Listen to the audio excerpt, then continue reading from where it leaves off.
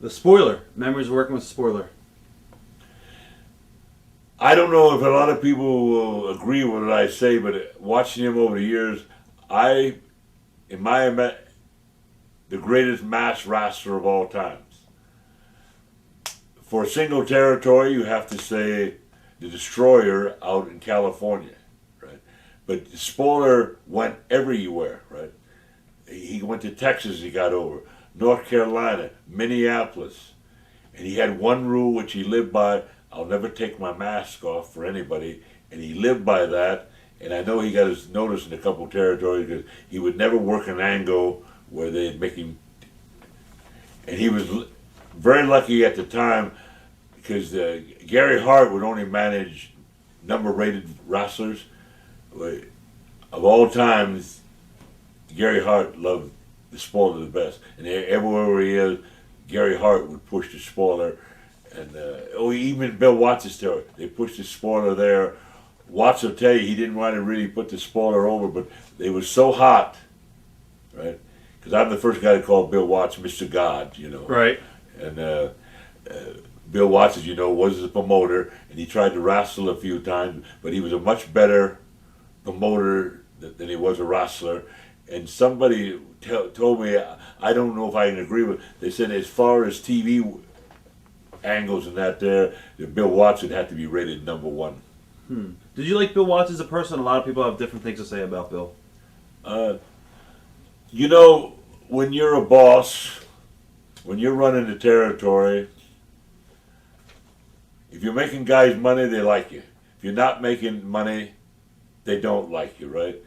Well, Watts, and I got to say this about him, Watts was a great expert in checking out talent, right? When he got the Junkyard Dog, who never made a quarter in the business, right, made him the top guy in his territory. When he took the natural Bruce Reed, right, for 10 years they wanted to run the arena there in New Orleans. They couldn't do it, but the natural Bruce Reed, Junkyard Dog said, you don't have to pay us if we don't completely sell it out. Right? You had to understand at the time in Louisiana, there was a bar against blacks wrestling whites. You couldn't do it, but there was two blacks, they didn't care, right? Right.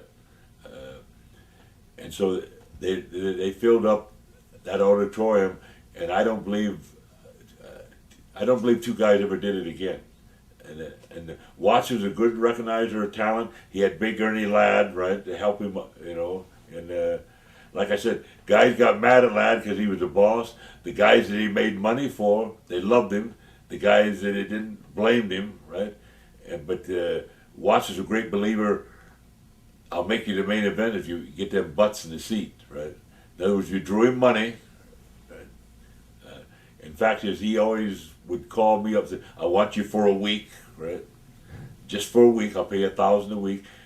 I would set the territory on fire for a week. He said, Ox, I asked you for a week, right? So that was one time I called him, you think you know everything, what are you, God? And that was a big joke for a few months. You know? But there was a lot of travel in his territory too, right? yeah, I have to remember a guy named called Gentleman Jack Donovan. Right. Okay. He figured up one time he had $25,000 in tolls. Went to the IRS, you know, he made over $100,000, but he had 25, and he said, yeah, all the tolls are in this big wooden box. And the gentleman looked at him and said, well, bring me August 17th, and I'll accept all of them, right? Right. And Jack Donovan said, what I owe you, right? Watch thousands of exclusive shoot interviews right now on TitleMatchNetwork.com.